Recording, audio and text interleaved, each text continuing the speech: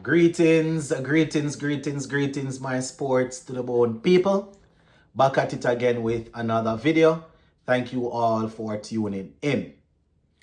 Now, we have two topics to look at in this one. We see where Sir Clive Lloyd has indicated that he is willing and ready to assist in whatever way he can. He did an interview and he was saying that if West Indies cricket is to really and truly move forward, then everything as it relates to CWI needs to be looked at. So I'm going to be giving you the entire interview. Plus, we're going to be talking some CPL. You see where some news coming out of Jamaica is saying that new CPL franchise for Jamaica is becoming increasingly likely as advanced talks continue. So I'll give you all the information relating to that. So just give a listening ear. Let me know your thoughts in the comment section. People, later on this evening at 7 p.m., around about 6 p.m. Jamaica time, we will be live to have a wonderful discussion. We're going to be taking a look at the recently concluded test series, and we will also zoom in on the upcoming T20 series against Australia. So make sure you pass through, come and have a chat with us, all right? Let us start with Sir Clive Lloyd, taking this from the ESPN Crick Info website. So this is Sir Clive Lloyd, and I quote, "We have to examine all aspects of West Indies cricket, from grassroots to the international level," right? That is what he's saying. So this is him now, and I quote, "I'm always available to help in any way. How we can marry the ideas we have with what is necessary and have healthy discussion on the way forward. That's what I'm thinking. It has been nearly 100 years since we have been playing top class cricket, which is test cricket. And we have to get it right." He went on to say, "We have to examine all aspects of West Indies cricket from the grassroots to the international level." And these are things that we have discussed on here several times, my people, right? So you say from the grassroots level to international. You said that everything must be looked at closely and carefully. West Indies cricket is an institution. It has given so much to the people of this region, and we must do all we can to revive it. End quote for now, right? So Sir Viv Richards, Brian Lara, and Sir Clive Lloyd, I can imagine will have a lot to say whenever they sit in that emergency meeting that was called by Dr. Shallow and his team. We are hoping that fruitful discussions will happen. But, my thing is this. You can go and you can motivate the players. You can be mentors. You can do this, that. But if you don't have somebody, if you don't have the players, getting the right sort of training and getting the right amount of playing time from the grassroots level come right up. It's almost as if you are trying to catch a horse that has already bolted through the gate. Not saying that, procedures and plan, they can bring up some sort of procedures that they need to follow. But I don't see, having discussions and motivating players, that's not going to fix these guys. You understand? If we can actually find some former players who are good communicators to really and truly, pick up the slack and say, they're going to help. Well, not help, paid, right? They're going to work with these guys, getting them right. But at the end of the day, the same thing that we talk about T20 cricket and franchise cricket, a lot of the former players, they won't commit to a contract to really work with the players like that.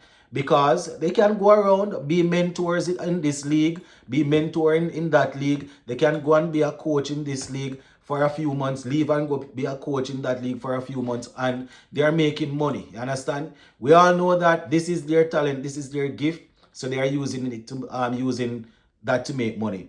Now, that is the reason why sometimes you will hear fans identify former players and say that, this man would be a good coach. This man would be a good batting coach, good bowling coach.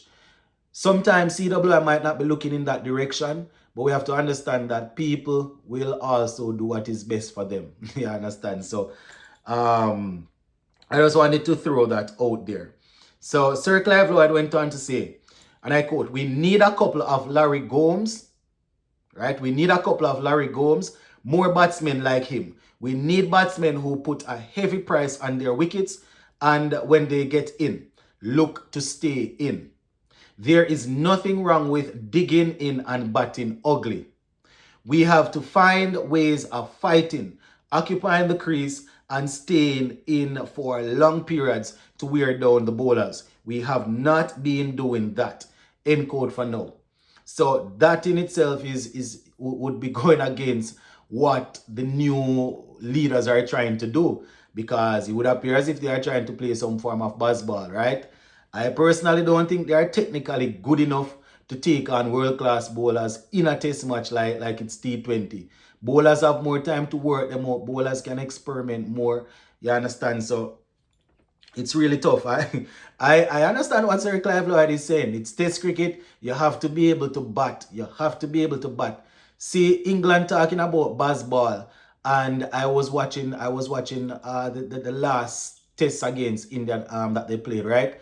And at one point they went overs without scoring a single run, right? I think it was like 29 or 30 balls or something like that without even scoring a run. And it's not like the balls were being bowled where they didn't have to play, right? It's just that they weren't pushing it, because it's test cricket. You might want to play baseball, you might want to look to score, yes, but there are times that you need to occupy the crease. You have to put a volley on your wicket. And Sir Clive Lloyd is right. It has to come from the grassroots level. I've been on this platform since 2020, and I've been saying it that we have a far way to go, right? Because it's not attractive, it's not attractive. So from the primary school level, a lot of the kids, they are not enticed by playing it. And this is not me making up things and just talking. I coached cricket at the primary level when I was back home, so I know what I'm saying, right? The kids are not really drawn to cricket like that. You still have some kids that are going to still play, but it's not like you are getting the most athletic kids these days, right? So we have to get it right from there. Investment needs to happen. He went on to say, obviously, the mental side of the game needs to improve. We have to go back to the basis. We have to look at schools cricket, club cricket, and first class cricket. Are we playing enough? We also have to look at the pitches. How are we preparing them and how they are playing? End quote for now. Right? So all of these things, and it's not rocket science. CWI people say there is not enough money to really invest more than how they are doing at the youth level. So all of these things we need to work on. We need to work on them. You understand? And whenever we find the talented players coming through at under 15, under 19, we know that as soon as we give them a T20 debut and they perform well, franchise teams all over the world will be hunting for them. So we have to be careful. I know we cannot give everybody a contract that we identify, but I've said it before. Coming from the under 19 level, you will find a few players that if you can tie them down to a couple of years contract, that would be good. It's not always going to work, because who you get the contract, they might not perform as how you would like, and then someone who you left out become a late bloomer and outshine all of them, and then you're still not able to tie them down. So it's really tricky. It's really tricky. And Brian Lara said something in an interview where he was saying that players going and playing franchise cricket, you can't really even blame them, because if you really look at it, my people, some of the players will say that, boy, they have seen other players go through things that they don't want to go through, right? So they're not going to 100% put their trust in the system, because the same system will tell a man, say, listen, if you are not performing, even if you are a permanent, well, not even permanent, but if you are a senior player in the team and you are not performing, we're going to send you back to the lower level to perform, regain your form, and then, you get your way back in. People see people go down and do that, score runs, pick up wickets, and they still can't get a look in. So guys are not going to trust them like that. You understand? So, it's really tough. As old time people would say, it's like you're between a rock and a hard place. It's a tough thing, my people, Anyway, let's finish up with some CPL news. taking this from the Sportsmax website, right? So the headline says, new CPL franchise for Jamaica becoming increasingly likely as advanced talks continue. So it says, Jamaica is inching closer to regaining its place in the Caribbean Premier League, with discussions around a new franchise reaching an advanced stage. While the upcoming 2025 season will proceed without a Jamaica-based team, it is becoming increasingly likely that the island will return to the CPL fold in 2026, right? And before we continue, I have indicated already that I am jumping on the new franchise, Antigua franchise, right? Obviously, I'm a Jamaican. I support Jamaica Talawas. They're not there. I'm not going on an already established dominant team, right? So I'm going with Antigua and I want to build with them until the Talawas come back in. So that is the team that I am working with. So they said the push follows the departure of the Jamaica Talawas, who were forced to sell back their franchise to CPL due to financial constraints, including a lack of sustainable support from the Jamaica government. They said the team has since been relocated and rebranded as the Antigua and Barbuda Falcons. They say renamed, rebranded, relocated. So it might seem as if it's the same team I'm supporting, right? But it's not a home team. We're still going with them.